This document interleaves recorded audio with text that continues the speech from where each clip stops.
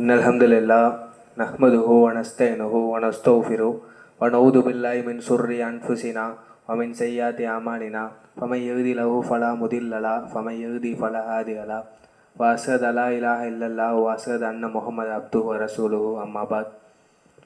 அன்பானவர்களே, இன்றைக்கி நம்ம எப்போவுமே இந்த உலக ரீதியான காரியங்களையும் சரி, சின்னதாக வேலை செஞ்சு பெரிய லெவலில் நமக்கு அது பலன் கிடைக்குன்னு சொல்லி எதிர்பார்ப்போம். அப்போ இந்த உலகத்தோட விஷயங்களே நம்ம அப்படி எதிர்பார்க்கறதோட நம்ம ஆசைப்படுறோம். அதே மாதிரி சஹாபாக்கள் ரசூல் ஸல்லல்லாஹு கிட்ட இந்த மாதிரியான கேள்விகள் கேட்டிருக்காங்க.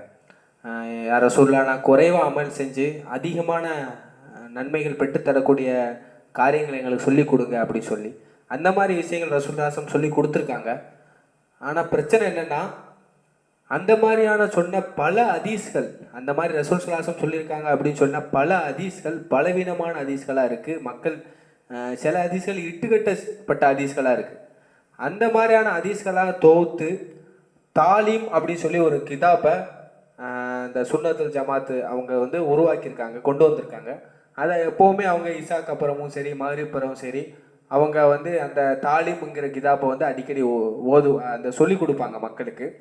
அதில் இதுதான் இருக்கும். அதில் மெயின் கான்செப்டே சின்னதாக அமல் செஞ்சு பெரிய லெவலில் பலன் கிடைக்கக்கூடிய விஷயங்களாக அதில் தொகுத்து அந்த புத்தகத்தில் அமைச்சு வச்சுருப்பாங்க. அப்போ நம்ம இந்த ஒரு ஆசை நமக்கு இருக்குது அப்படின்னு சொல்லி அந்த புத்தகத்தை படித்தோம்னா அதில் இருக்கும். அதில் ஏதாவது ஒன்று ரெண்டு நல்ல பல சகியான ஹதீஸ்கள் இருக்கலாம். ஆனாலும் பல ஹதீஸ்கள் இட்டுக்கட்டப்பட்ட ஹதீஸ்கள், பலவீனமான ஹதீஸ்கள் தான் அதில் இருக்குது.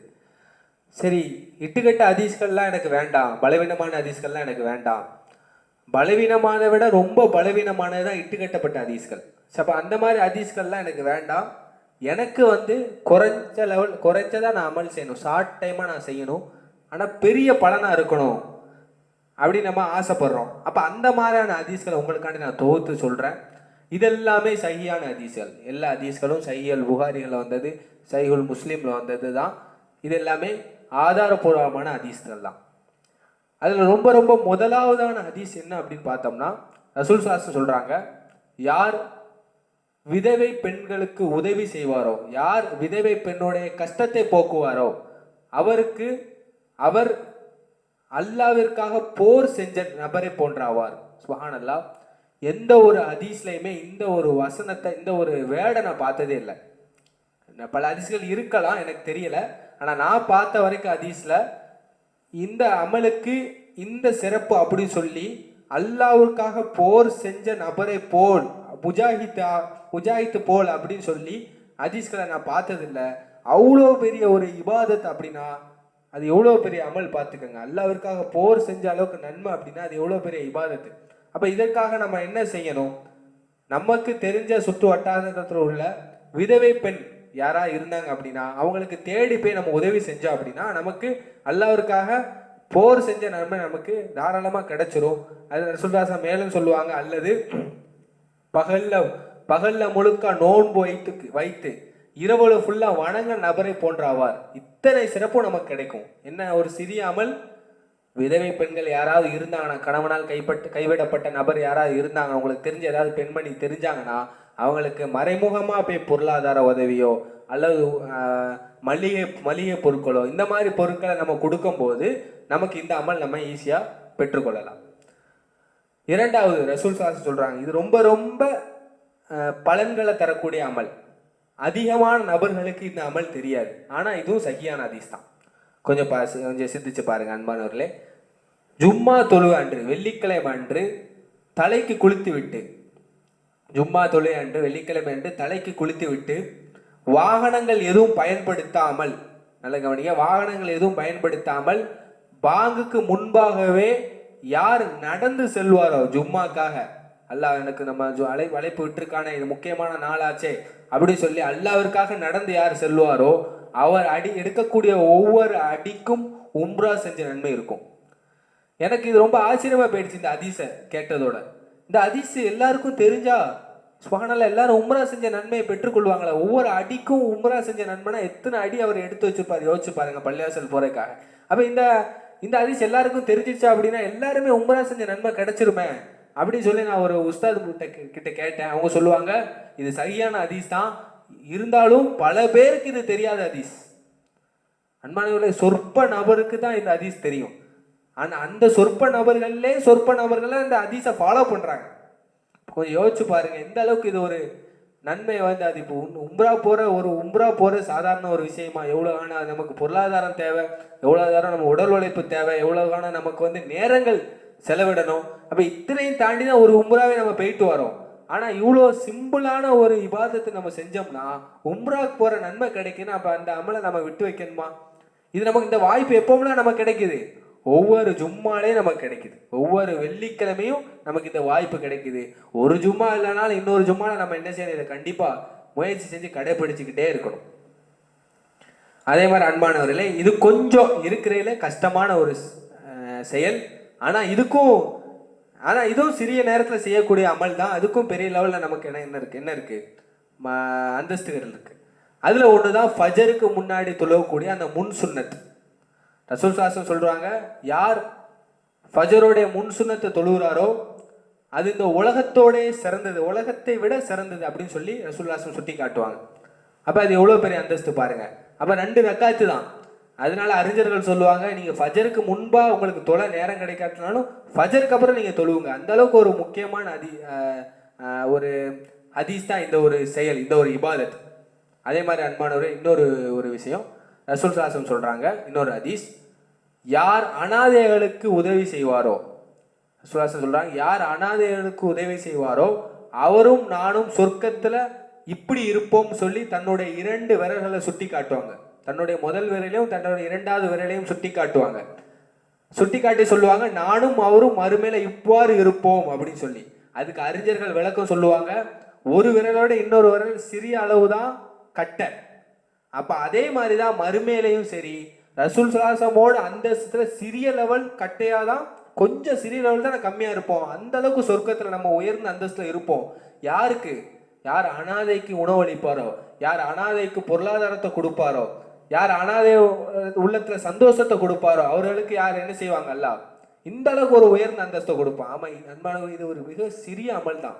நம்ம ஒரு குறைந்த லெவல்ல சம்பாதிக்க அப்படின்னா அதுல இருந்து ஒரு பகுதியோ 2 பகுதியோ நம்ம அனாதைகளுக்கு கொடுத்தோம் அப்படின்னால, ஜகாத் தொகையை கூட அனாதைகளுக்கோ விதவைகளுக்கு கொடுத்தோம்னா இந்த அளவுக்கு நமக்கு நன்மை கிடைக்குது. நீங்க கொஞ்சம் சிந்திச்சு பார்க்கலாம், எதனால நமக்கு இந்த அளவுக்கு அமல், இந்த அளவுக்கு நன்மை கிடைக்குது? அனாதைகளுக்கு உணவளித்தா, விதவைகளுக்கு உணவளித்தா, அந்ததோடைய உதவி அந்த அளவுக்கு சிறந்தது. காரணம், விதவை பெண்களை நீங்க பார்க்கலாம், அவர்களிடத்துல வந்து வாழ்வாதாரத்துக்கு பெரிய லெவல்ல ஒரு தடை ஏற்பட்டு போயிடும். கணவன் இறந்ததுனால அவர்கள் தவறான வழிக்கு செல்லவும் ஒரு வாய்ப்புகள் இருக்கு, வாய்ப்புகள் அமையக்கூடிய ஒரு நிலையில தான் அவங்க இருக்கிறாங்க. ஏன்னா அவங்களுக்கு பொருளாதாரம் கிடையாது, கணவரும் இல்லை. அப்ப அந்த மாதிரி நேரத்துல அவங்களுக்கு பொருளாதார உதவி நம்ம கொடுத்தோம் அப்படின்னா அவங்களுக்கு அல்லாஹ் சுப்ஹானஹு வ தஆலா நேர்வழி கொடுப்பான், அவங்களுக்கு ஒரு பக்குவத்தை அமைச்சு கொடுப்பான் அது மூலியமா. அப்ப அதே மாதிரி அனாதைகள், பராமரிக்க ஆள் இல்லாத நபர்கள், அவங்களுக்கு நம்ம உதவி செய்யும் போது அவங்க என்ன செய்வாங்க? ரொம்ப சந்தோஷப்படுவாங்க. அதே மாதிரி அன்பானவர்களே, யார் பிறரை சந்தோஷப்படுத்துவாரோ, சொல்றாங்க, யார் பிறரை சந்தோஷப்படுத்துவாரோ அவரை அல்லாஹ் சுப்ஹானஹு வ தஆலா சந்தோஷப்படுத்துவான், இந்த உலகத்திலையும் சரி மறுமையிலையும் சரி. அப்ப இதுவும் ரொம்ப சின்ன அமல் தான். பிறரை நம்ம ஏதாவது உலகில் அவனுடைய நல்ல விஷயங்கள் ஏதாவது இருந்துச்சுன்னா அதை சொல்லணும், அவங்க சந்தோஷப்படுவாங்க.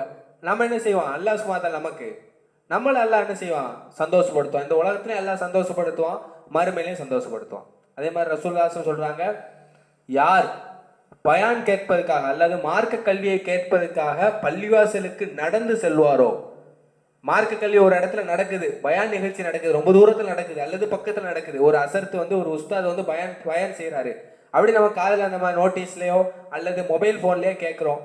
கேட்டு விட்டு நம்ம என்ன சொல்றோம்? சரி நம்ம அந்த இடத்துக்கு போகிறோம் அப்படி சொல்லி பிளான் பண்றோம். பிளான் பண்ணிட்டு அந்த இடத்துல நடந்தோ வாகனத்திலே போறோம். அப்படி போற நபருக்கு அல்லாஹ் சுப்ஹானஹு வ தஆலா சொர்க்கத்துல ஒரு உணவை, ஒரு விருந்து அமைச்சு கொடுக்குறான், ஒரு விருந்தை தயார் செய்யறான். அல்லாஹ் சுப்ஹானஹு வ தஆலா நமக்கு ஒரு விருந்தை தயார் செய்யறான்னு யோசிச்சு பாருங்க கண்ணியமானவர்களே, எவ்வளவு பெரிய விருந்தா இருக்கும். நமக்கு ஒரு வசதி வாய்ந்தவர் உணவு அருந்த நம்ம வீட்டுக்கு அழைக்கிறார் அப்படின்னா எந்த அளவுக்கு நமக்கு ஒரு பயங்கரமா இருக்கும் அந்த உணவு. இப்ப அல்லாஹ் சுப்ஹானஹு வ தஆலா நமக்கு ஒரு விருந்து அமைச்சு கொடுக்குறான் அப்படின்னா யோசிச்சு பாருங்க அன்பானவர்களே, எவ்வளோ பெரிய ஒரு ஒரு அற்புதமான அந்த விருந்து அது அமையும். இப்போ அதுக்கும் நம்ம முயற்சி செய்யணும். அதே மாதிரி ரசூலுல்லாஹ் சொல்றாங்க, யார் இதுவும் ரொம்ப ஈஸியான ஒரு அமல் தான், ஆனாலும் அதுக்கு பெரிய லெவல்ல நன்மை இருக்கு. ரசூலுல்லாஹ் சொல்றாங்க, யார் பிறருடைய பாவங்களை யார் பிறருடைய பாவங்களை மறைப்பாரோ, யார் பிறருடைய பாவங்களை மறைப்பாரோ அவருக்கு ரசூலுல்லாஹ் சொல்றாங்க சொர்க்கத்தில் ஒரு மரம் கிடைக்கும் அப்படின்ட்டு. அன்பானவர்களே, இந்த அமல் செய்வதற்கு நம்ம ரொம்ப கஷ்டப்படவே வேண்டாம், உடல் உழைப்பே செய்ய வேண்டாம். இதற்குன்னே 4 பேர் நம்மளை தேடி வருவாங்க பிறருடைய பாவங்களை பற்றி பேசுறதுக்கு. நம்ம என்ன செய்யணும்? அல்லாஹ் வந்து நம்மளுடைய பாவங்களே ஏகப்பட்ட இருக்கு, நம்ம இதுக்கு பிறருடைய பாவங்களை பற்றி பேசன்னு சொல்லி உள்ளத்தில் நினச்சிட்டு அல்லாஹ்க்கு பயந்துட்டு அல்லாஹ் நம்மளை பாதுகாத்தா போதும் அப்படின்னு சொல்லிட்டு யார் போவாரோ அவருக்கு என்ன கிடைக்கும்? இது ஒரு சாதனை அமல். தன்னுடைய வாயை அவர் பொத்துனா போதும். எந்த நேரத்தில்? பிறருடைய பாவங்களை பற்றி பேசக்கூடிய நேரத்தில் தன்னுடைய வாயை அவர் பொத்துனாலே போதும். என்ன அந்தஸ்து, என்ன கிடைக்கும் அவருக்கு? சொர்க்கத்தில் ஒரு மரம் கிடைக்கும். யோசிச்சு பாருங்க அன்பானவர்களே. எதுவுமே செய்ய வேண்டாம், தன்னிடத்தில் வர்றவங்களை நம்ம என்ன செய்யணும்? பேச வேண்டாம். இது பிறருடைய பாவம் அப்படி சொல்லி ஒதுங்குற நபருக்கு அல்லாஹ் சுப்ஹானஹு வ தஆலா சொர்க்கத்தில் ஒரு மரத்தை கொடுப்பான். அன்பானவர்களே, கடைசியாக ஒரு திக்ர், அல்லாஹ்வை நினைவூட்டக்கூடிய ஒரு திக்ர், அதிலே ஒரு சிறந்த நன்மையை பெற்றுத்தரக்கூடிய ஒரு திக்ர். ரசூலுல்லாஹ் சொல்றாங்க, யார் லா இலாஹ இல்லல்லாஹ் வஹ்தஹு லா ஷரீக லஹு லஹுல் முல்கு வ லஹுல் ஹம்து வ ஹுவ அலா குல்லி ஷைஇன் கதீர், யார் இந்த திக்ரை 100 முறை யார் சொல்லுவாரோ அவருக்கு அவர் அதை பகலில் சொன்னால் மாலை வரைக்கும் அவரிடத்துல வந்து சைத்தான் தீண்ட மாட்டான்.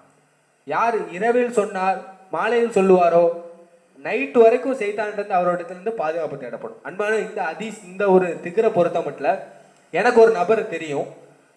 அவர் எனக்கு ஃபோன் அடித்து எனக்கு வந்து என்னை வந்து சூனியம் வச்சுட்டாங்க, எனக்கு வந்து ரொம்ப கஷ்டமாக இருக்குது, யாரோ எனக்கு சூனியம் வச்சுருக்காங்க அப்படின்னு சொல்லி ருக்கையா போனோம் அப்படின்னு சொல்லி ஒரு நபரை வந்து இன்ட்ரடியூஸ் பண்ண சொன்னார்.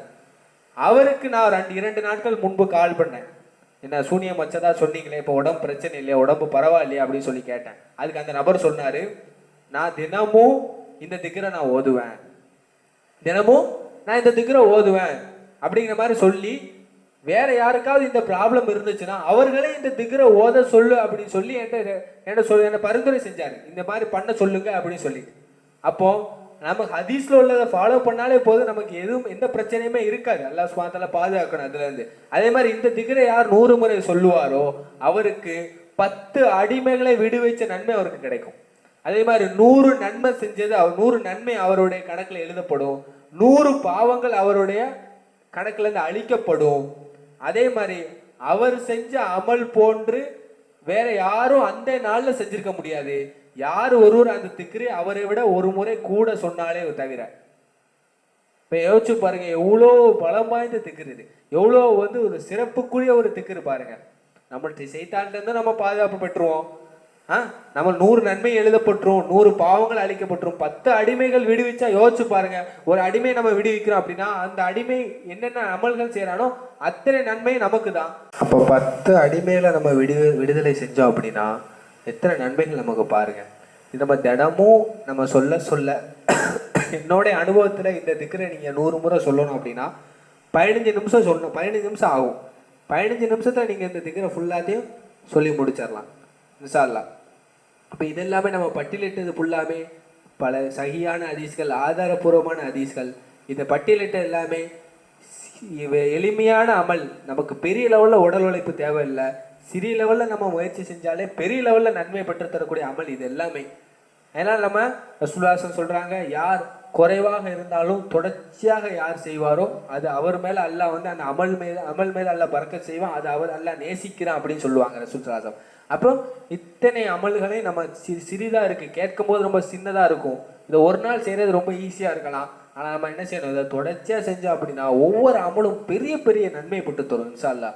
ஒவ்வொரு சின்ன அமலும் பெரிய பெரிய அமல்களை பெற்றுத்தரக்கூடிய அமல்கள். அப்போ இதெல்லாம் நம்ம இதுவும் நிறைய இருக்குது. ஆனால் நம்ம முதல்ல இதை நம்ம நடைமுறைப்படுத்தினால இன்ஷா அல்லாஹ் அது பெரிய லெவலாக இருக்கும்.